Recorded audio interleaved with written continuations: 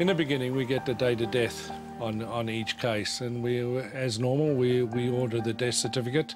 From the death certificate on the Nancy Garner case, we were given a date of birth, and her maiden name was Davies.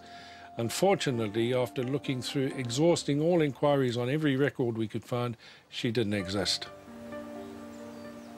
After such an early setback, it looked as though this would be an impossible case to solve. That is until a change in law 10 years later. The introduction of the Freedom of Information Act offered Celtic research a breakthrough in 2007. We wrote and asked through the Freedom of Information Act for more information on Nancy Elizabeth Davies, and we got a letter back that showed us that she was actually born 2 years earlier and in a workhouse illegitimately, and we worked from there. With this new information and a different date of birth, Phil was able to piece together Nancy's story much more easily.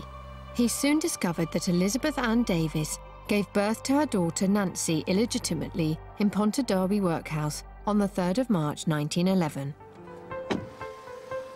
To find out more, Phil had to travel to the Swansea archives, where he was granted special permission to search the records for more clues and to verify what he had been told. This is the register that confirmed that we're on the right track in this case.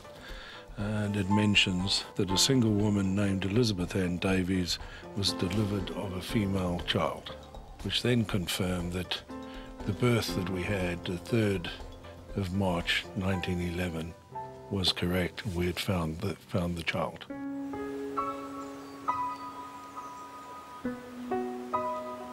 In the early part of the century, the workhouse was where people went when they were unable to support themselves financially.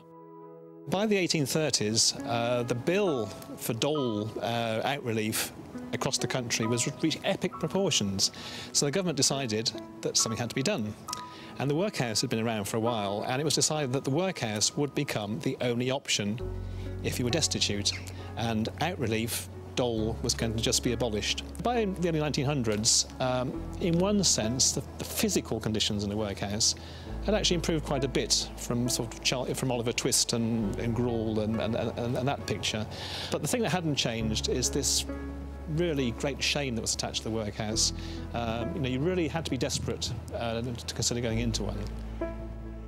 Maybe the fact that she was illegitimate, the workhouse was the most appropriate place to go and less publicised.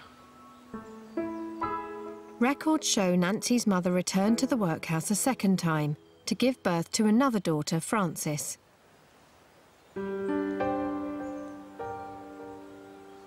From Phil's research, it seems that the sisters lived in the workhouse until their mid-teens, until Nancy was offered a way out. This is the entry where we found on October the 15th, 1926, that she had been taken to Northampton Hospital by the matron.